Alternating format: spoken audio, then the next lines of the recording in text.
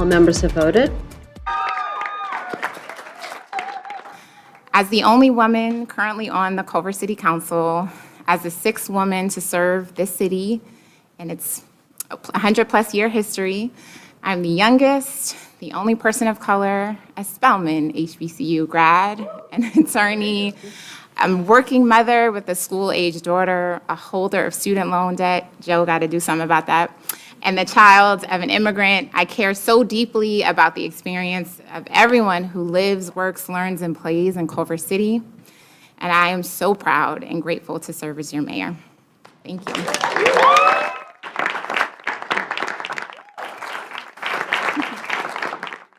Hi, I'm Kaito with KidScoop Media, and I'm in front of the Culver City City Hall building reporting to you about the historic vote to welcome Yasmin Imani McMorrin as the first female of color mayor in this city's over 100-year history. I'm so excited. Let's check out people's reactions.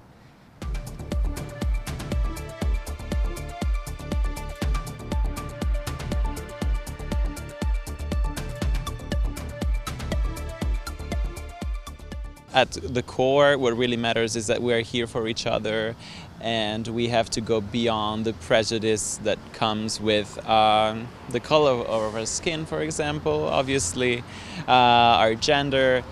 As humanity, we will eventually break down barriers, and this was just another barrier that was necessary and needed to be broken. I think it's very inspiring, and it has opened up my eyes to do more things that normally women don't usually do in society. So yeah, I think this is a great opportunity for other women to look at it as an inspiration. Why do you think it took so long for this to happen? I think we can't analyze Culver City by itself in general, like collectively. You know, we needed to make progress as far as just kind of like the history of Black people in this country, you know? And so I think it is all tied together, but there's definitely been a lot of positive progress within the past 25 years, including the first president being Black. I mean, it didn't happen until 15 years ago. And so I think it is reflective of where we are as a country. But I think collectively we're moving forward in the right step.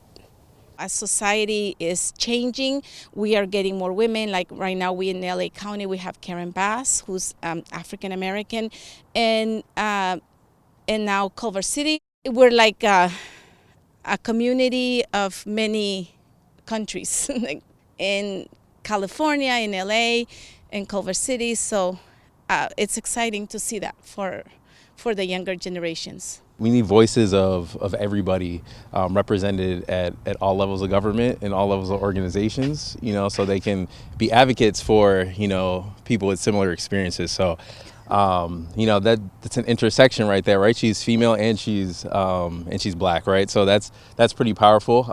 I don't know enough of the history of Culver City or the demographics to fully, know like, I guess the extent of, of the gravity of this. I mean, it's big, of course, but I guess impact, quantifying impact is important. To figure out more about Culver City's racial past, we went to the Culver City Historical Society where we met Hope Parrish, the president who informed us about the historical context study the city was working on, which was compiled to, quote, promote awareness and understanding of the inequities in Culver City's past, and to be used as an informational tool to help Culver City move forward and address the inequities of the past. As we waited for the study to come out, we went to see what Mayor McMorrin's supporters thought about her election. What are your thoughts on this McMorrin's election?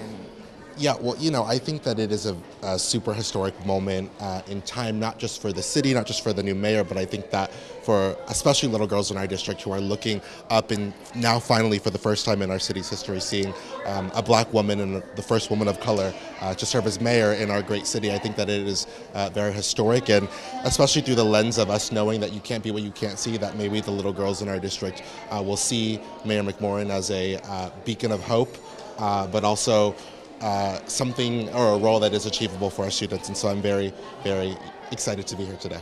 You came from New Jersey. What drew you to Culver City? Great question. Definitely still a Jersey girl, but I was drawn to Culver City because of the school district, because of the walkability of the neighborhood, the access to the beach, the airport sort of downtown, all of the things that kind of really make a city and its accessibility really welcoming. I fell in love with it. So it felt like home without me even before I decided to move, I felt very attracted to Culver City. So yeah. It's been my home for 17 years. I enjoy it very much. You talk a lot about inclusivity. What does that mean to you? Absolutely. I think inclusivity means that everyone in our community has the opportunity to feel seen, to feel heard, and where they really feel some deep belonging. So to me, it's where we're living that, right? Where through our city, through our community, through how we're showing up, like where every member of our community really feels that. And I think it's an opportunity for us to really evaluate like the folks in our community that might be experiencing some gaps on those, and it's an opportunity for us to meet that. So it's something I believe is really important. So I hope that we can get there. I'm committed to doing the work to getting us there. 97% of people are the same. It's that 3% that causes all the chaos. And we got to get rid of that because everybody should love everyone. I am just grateful that I have the opportunity to sort of, it's a lot. Sometimes I'm like, let me hide under the covers because it's a lot of visibility right now, y'all. But it's important. And I'm just grateful for this privilege and this opportunity to be your mayor of Culver City. So thank you so much for being gracious.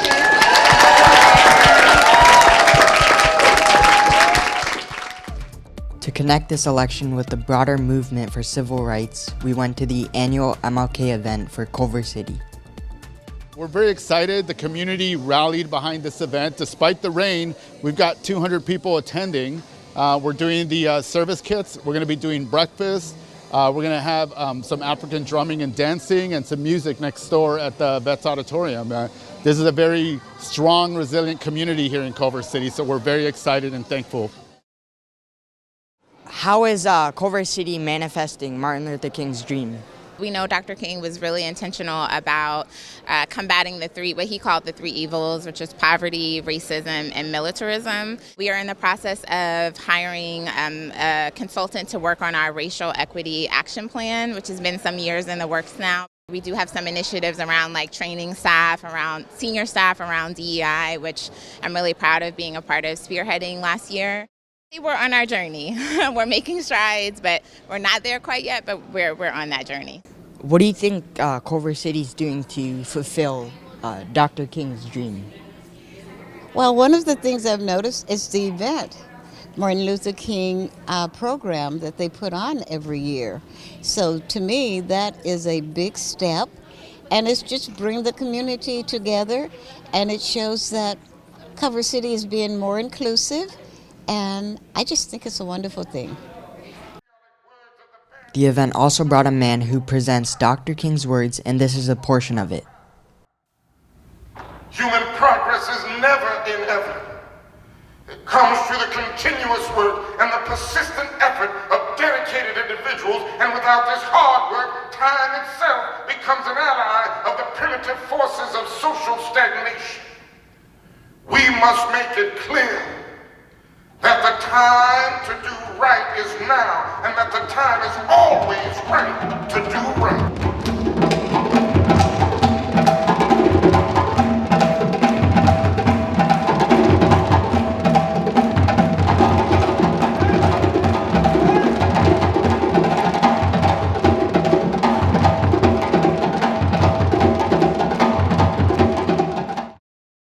6 weeks later, we headed to the Culver City City Council meeting where a representative of the Architectural Resources Group, also known as ARG, would present their findings on the Culver City Historical Context Study. The overarching purpose of our study is to collect and analyze historical information related to segregation and inequity in the city of Culver City, and to synthesize this information so that the city has the historical data that it needs to inform future equity initiatives.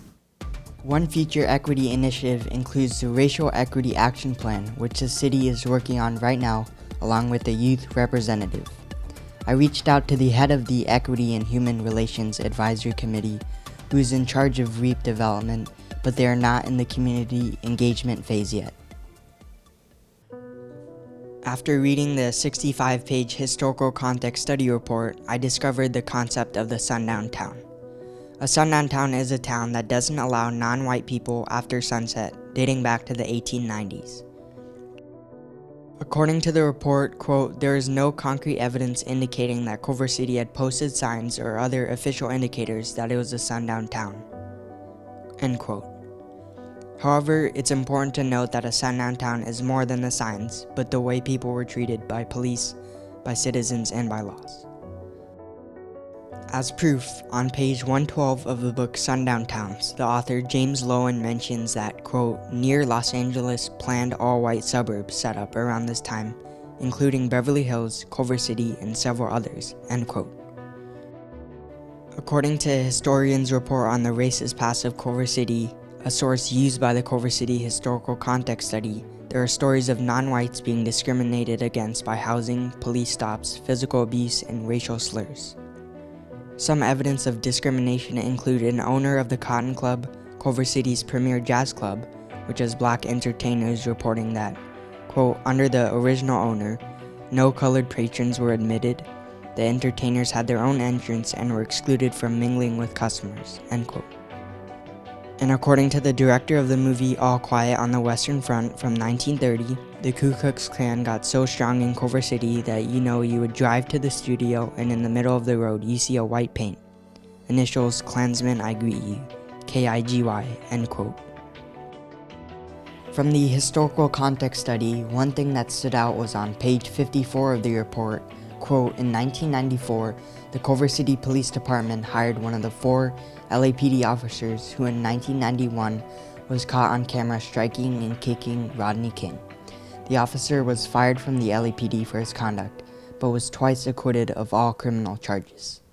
In Culver City, he was hired as a community service officer, a position not considered a sworn police officer and with no authorization to carry a gun, end quote. This is appalling nonetheless, as I don't think the police officer, Timothy Wind, should be authorized in any law enforcement position because the whole world saw what he could do without a gun. In 2018, the first black member of the Culver City Council, Daniel Lee, was elected to office after 101 years since the city was founded. He was named mayor in 2021 and served on the council until 2022. In terms of police, in 2020, on page 58 of the report, the Culver City Police Department, quote, undertook a comprehensive review and reform of its use of force policy.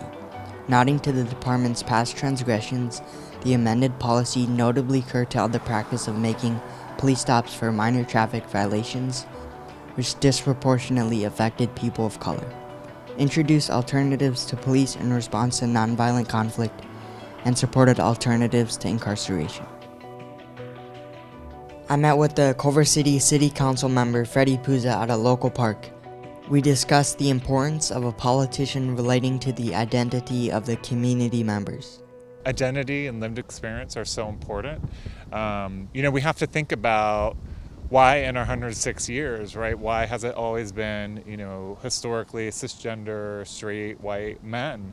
And what is the impact of that policy of that, right? And so what do, the other groups that have been prevented from being in power, what kind of insight do they give and how do they see the gaps in policy that may have prevented or excluded groups from being more a participant or having policies that help them even more? I don't think lived experience or identity should be the only reason to support or vote for someone, but I think it's a critical component to think about.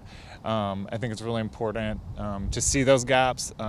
For me, it's seeing how, the LGBT queer experience and how people in our city, the gaps that are in that. And for Mayor McMorrin, it's seeing how sexism and racism, how it stratifies different groups.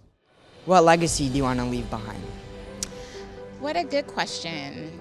I feel that the legacy that I hope to leave behind is that one of the things I always say is more than the status quo is possible.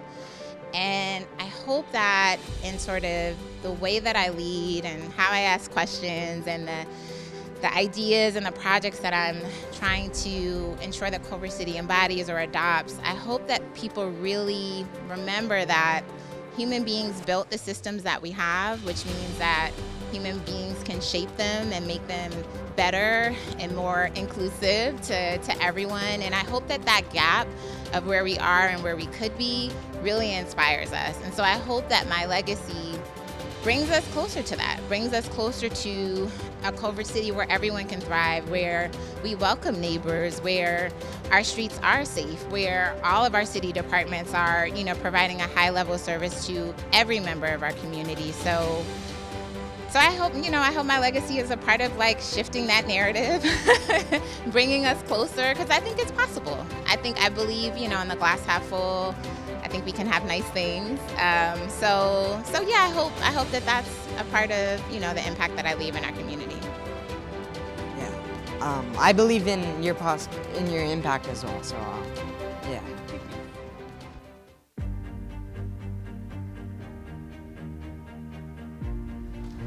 To conclude, although there is some evidence of government wrongdoing, there's also ample evidence that Culver City has made great strides in confronting racism and discrimination.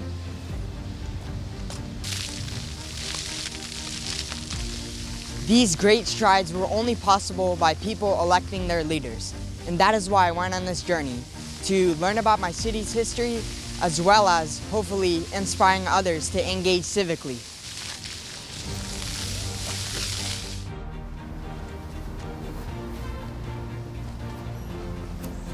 It is important to recognize Culver City's role as a leader in equity by being one of 700 high schools to offer an African American Studies course this year. Here we are 6 months later at the City Hall. It has been a revealing experience. I'm very grateful to Yasmin and everyone else for taking the time and letting me interview them. What started out as a singular event turned into an exploration of the magnitude of Yasmin's election. If you want to engage civically, feel free to contact your local City Hall to learn about internship positions or volunteer opportunities. Also, watching the City Council meetings, although not as fun as watching a movie, is important in creating a more informed community. This is Kaito from KidScoop Media, signing off.